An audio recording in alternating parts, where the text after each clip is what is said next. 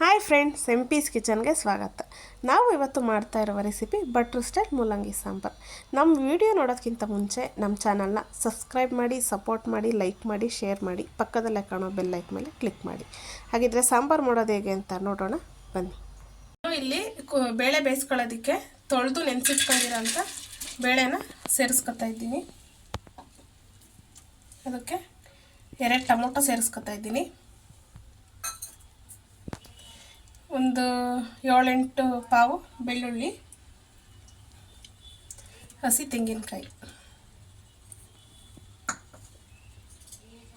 ಈಗ ನೀರು, ಬೇಳೆ ಮುಳುಗೋವಷ್ಟು ನೀರು ಹಾಕ್ಕೋತಾ ಇದ್ದೀನಿ.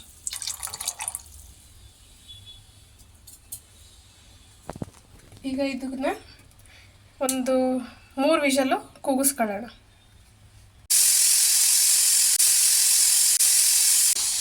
ಆವಿ ಎಲ್ಲ ಬಿಟ್ಟಿದೆ, ಓಪನ್ ಮಾಡೋಣ.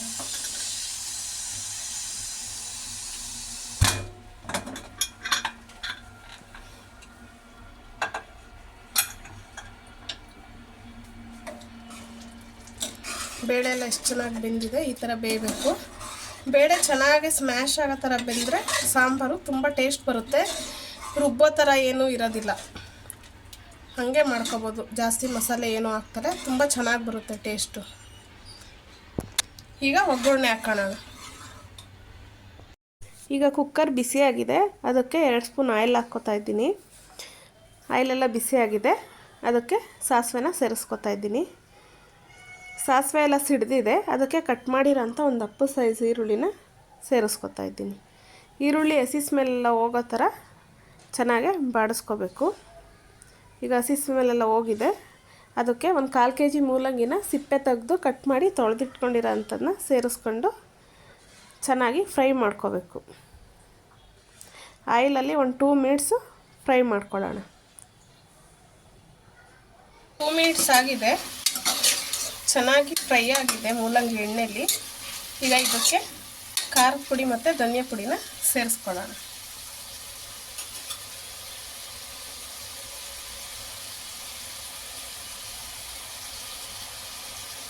ಖಾರದ ಪುಡಿ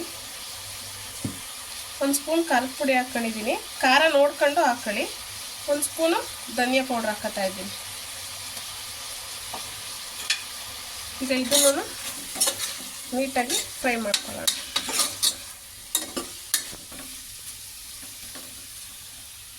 ಈಗ ಇದಕ್ಕೆ ನಾವು ಆವಾಗಲೇ ಬೇಯಿಸಿಟ್ಕೊಂಡಿದ್ವಲ್ಲ ಬೇಳೆ, ಅದನ್ನು ಸೇರಿಸ್ಕೊಳ್ಳೋಣ.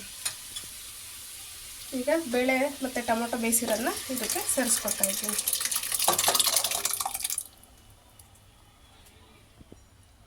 ಈಗ ಇದನ್ನು ಮಿಕ್ಸ್ ಮಾಡ್ಕೊಳ್ಳೋಣ. ಈಗ ಇದಕ್ಕೆ ರುಚಿಗೆ ತಕ್ಕಷ್ಟು ಉಪ್ಪು. ನಾವು ಬೇಳೆ ಬೇಯಿಸ್ಕೋಬೇಕಾದ್ರೆ ಉಪ್ಪು ಹಾಕಿಲ್ಲ, ಉಪ್ಪು ಟೇಸ್ಟ್ ನೋಡಿಕೊಂಡು ಹಾಕ್ಕೋಬೋದು. ಸ್ವಲ್ಪ ಕಮ್ಮಿನೇ ಹಾಕಿರಿ, ಆಮೇಲೆ ಬೇಕಾದರೆ ಉಪ್ಪು ನೋಡಿಬಿಟ್ಟು ಹಾಕ್ಕೋಬೋದು. ಈಗ ಇದನ್ನೆಲ್ಲ ಮಿಕ್ಸ್ ಮಾಡ್ಕೊಳ್ಳೋಣ. ನೀರು ಅಡ್ಜಸ್ಟ್ ಮಾಡಿಕೊಂಡು ಹಾಕ್ಕೊಳ್ಳಿ, ಒಂದೇ ಸರ್ತಿ ನೀರು ಹಾಕಬೇಕು ಅಂತ ಏನಿಲ್ಲ. ಎಲ್ಲ ಒಂದು ಸರ್ತಿ ಮಿಕ್ಸ್ ಮಾಡ್ಕೊಳ್ಳೋಣ. ಇದು ಒಂದು ಕುದಿ ಬರಬೇಕು. ನಾವು ಲಿಡ್ ಕ್ಲೋಸ್ ಮಾಡಿ ವಿಷಲ್ ಹೊಡಿಸ್ಕೋಬೇಕು ಅಂತ ಏನಿಲ್ಲ. ನಿಮಗೆ ಟೈಮ್ ಇಲ್ಲ ಅಂದಾಗ ಬೇಕಾದರೆ ಲಿಡ್ ಕ್ಲೋಸ್ ಮಾಡಿಬಿಟ್ಟು ಒಂದು ವಿಷಲ್ ಹೊಡಿಸ್ಕೊಂಡ್ರೆ ಸಾಂಬಾರು ರೆಡಿ ಆಗುತ್ತೆ. ಈಗ ಒಂದು ಕುದಿ ಬರೆಸ್ಕೊಳ್ಳೋಣ. ಕುದಿ ಬಂದಿದೆ, ನೋಡ್ತಾ ಇದ್ದೀರಲ್ಲ ಎಷ್ಟು ಚೆನ್ನಾಗಿ ಬಂದಿದೆ ಅಂತ ಹೇಳ್ಬಿಟ್ಟು. ಮೂಲಂಗಿ ಎಳೆದಿರುತ್ತೆ, ಅದು ತುಂಬ ಬೇಯಿಸ್ಕೋಬೇಕು ಅಂತ ಏನಿರಲ್ಲ. ಬೇಳೆ ಎಲ್ಲ ನಾವು ಮುಂಚೆನೇ ಬೇಯಿಸ್ಕೊಂಡಿರ್ತೀವಿ, ಹಾಗಾಗಿ ಒಗ್ಗರಣೆ ಹಾಕಿ ಮೂಲಂಗಿ ಎಲ್ಲ ಹಾಕಿದ ಮೇಲೆ ಆಯಿಲಲ್ಲೂ ಬೆಂದಿರುತ್ತೆ. ಒಂದು ಕುದಿ ಬಂದರೆ ಸಾಕು. ನೋಡಿ, ನಾವು ಮೂಲಂಗಿ ಸಾಂಬಾರಿಗೆ ರುಬ್ಬಿ ಮಾಡಿದ್ರೇ ಗಟ್ಟಿಗೆ ಬರುತ್ತೆ ಅನ್ನೋದೆಲ್ಲ ಸುಳ್ಳು. ಎಷ್ಟು ಚೆನ್ನಾಗಿ ಬಂದಿದೆ ಅಂತ ಹೇಳ್ಬಿಟ್ಟು. ಈಗ ಕೊನೆಯದಾಗಿ ಕೊತ್ತಂಬರಿ ಸೊಪ್ಪು ಹಾಕ್ಕೊಂಡು